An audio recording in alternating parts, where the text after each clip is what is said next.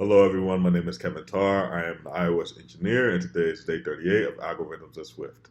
So I know I've been gone for a couple of days. It's been a pretty busy weekend, so I apologize for not getting back to you guys as I promised, but I'm here now.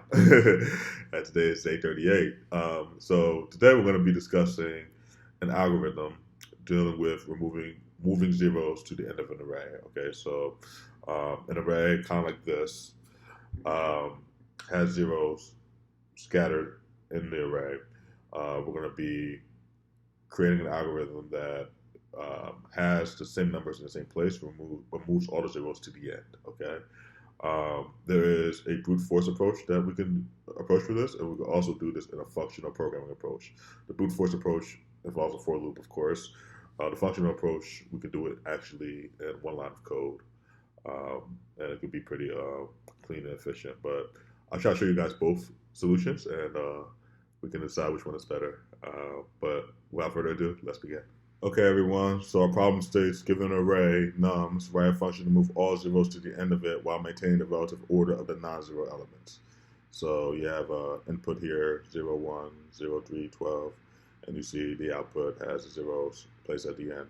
So two ways we could approach this. We can approach this in a brute force approach, um, which involves a for loop and going through each number, asking if it's equal to 0, and then appending that to the end of the array, which is efficient, actually. It's very efficient in this case. Um, or we could do it the functional programming approach, where we we filter out every number that's not equal to 0. We add a repeated element of zeros, and we give it a count of the difference between the original count of the numbers of the nums array minus the filtered out count of the nums array, and that would give us the number of zeros. The difference would be the number of zeros that exist in the array. We repeat that zero count and append that to the end of the array, to the end of the filtered array, and assign that to be the new data in our nums argument that's passed into this function. Okay, so let's begin right now. Let's do the brute force approach first. So we can start with var counter equals 0 for number and nums. If number equals 0, then nums dot append. Oh, let's do move at counter nums dot append 0. Else nums counter plus equal 1. And the reason why we're doing this, the counter variable, instead of doing fast enumeration, is because we want to be precise with getting a number removing the 0 at the specific number that is supposed to be removed at, because the indexes are changing because we're moving numbers and appending them. So we want to take proactive measurement with that. Doing fast enumeration with indexes, the index continues to iterate 1 every single loop.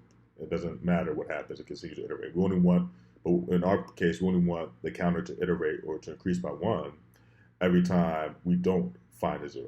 Okay, so that when we do find a 0, we don't want it to increase by 1. We actually want to remove it at the counter, and that would give us more precision with removing the 0 at a specific index that it becomes once we remove things and change the index numbers by removing the elements out of the array. So let's submit this. Let's see how it works. Let's knock this out. Boom. Okay. Faster than 69%. That's with line submissions. Okay, let's see if we can beat that with the functional programming approach. Mind you, it's been faster than that when I haven't been recording. So I'll screenshot how fast it runs when I'm not recording to see if that number can be even bigger in terms of in terms of speed. Excuse me. So let's do this functional programming approach. Okay, so let's do nums equal nums dot filter integer not equal to 0 plus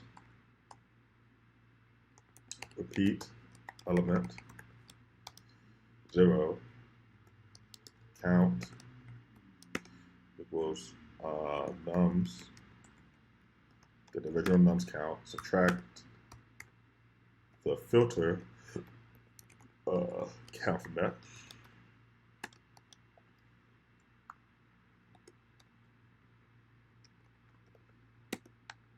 And I think that should be good. Let me check over my code. I should be on that. Filter. Yes. Okay, so let's submit that.